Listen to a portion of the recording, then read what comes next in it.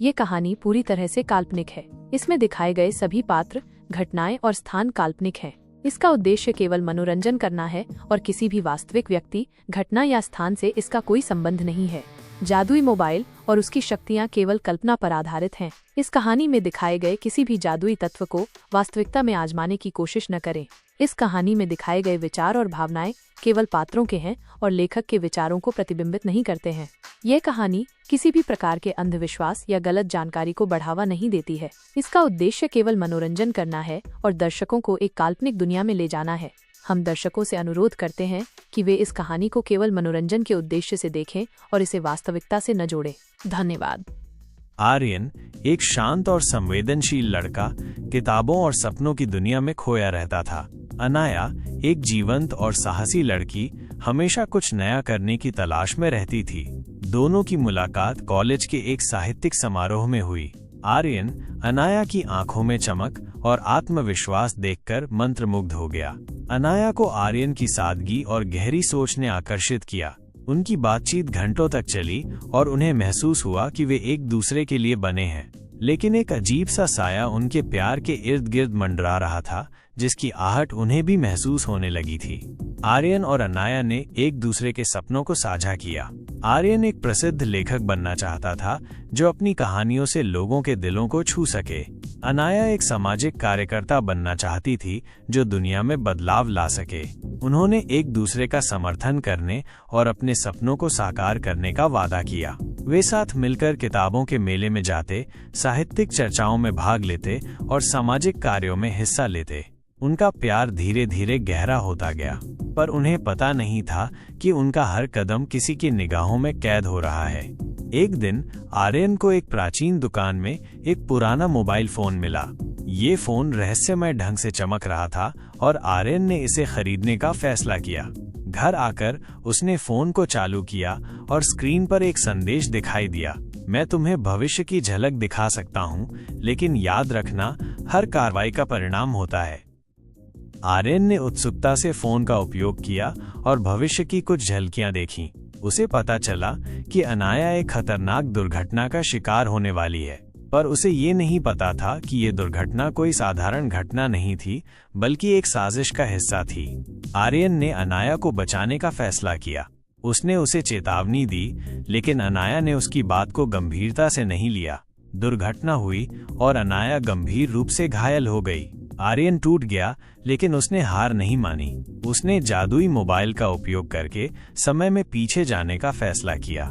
उसने कई बार कोशिश की, लेकिन हर बार कुछ न कुछ गलत हो जाता। आखिरकार उसे एहसास हुआ कि कोई उन्हें समय में बदलाव करने से रोक रहा है। आर्यन और अनाया एक शांत और सुरक्षित जगह पर पहुंचे।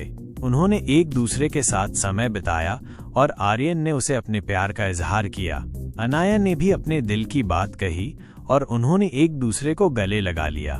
उसी समय जादुई मोबाइल ने एक चमक बिखेरी और भविष्य बदल गया। अनाया सुरक्षित थी और उनका प्यार और भी मजबूत हो गया, पर उन्हें अभी भी उस साये का पता लगाना था जो उनके पीछे पड़ा था। जादुई मोबाइल के रहस्य को समझते हुए आर्यन ने जाना कि ये केवल भविष्य दिखाने का साधन नहीं, बल्कि प्रेम और विश्वास का प्रतीक है।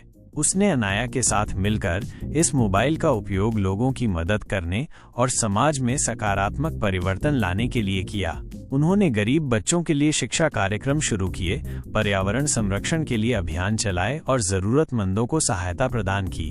पर हर अच्छे काम के बाद उन्हें महसूस होता कि कोई उन्हें देख रहा है, उनकी हर हरकत पर नजर रख रहा है। उनकी यात्रा में कई चुनौतियां आईं। कुछ लोग उनके जादुई मोबाइल की शक्तियों से डरते थे, तो कुछ उनसे ईर्ष्या करते थे। उन्होंने उन्हें रोकने की कोशिश की, लेकिन आर्यन और अनाया ने हार नहीं मानी। उन्होंने लोगों को समझाया कि उनका उद्देश्य केवल भलाई करना है। धीरे धीरे लोगों का विश्वास जीतने में सफल रहे, पर वो साया अभी भी उनका पीछा कर रहा था।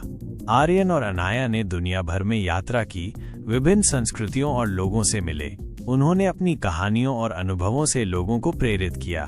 उन्होंने दिखाया कि प्रेम और करुणा से किसी भी मुश्किल को पार किया जा सकता है। पर हर यात्रा के बाद उन्हें लगता कि कोई उन्हें उनके घर तक देख रहा है और उन्हें पता था कि वे जल्द ही आमने सामने होंगे। एक दिन जादुई मोबाइल ने आर्यन को एक और भविष्य की झलक दिखाई।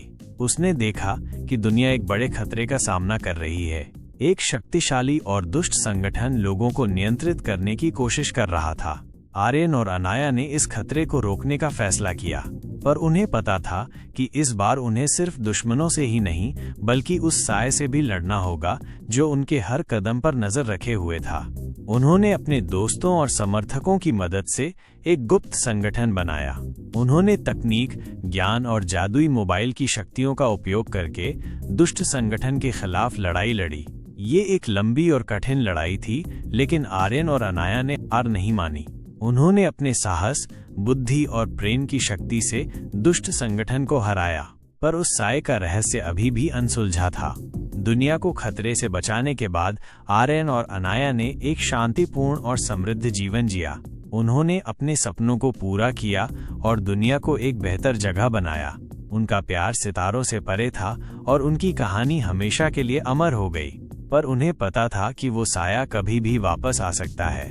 लेकिन उनकी कहानी यहाँ समाप्त नहीं होती। एक दिन जादुई मोबाइल ने एक और रहस्य उद्घाटन किया।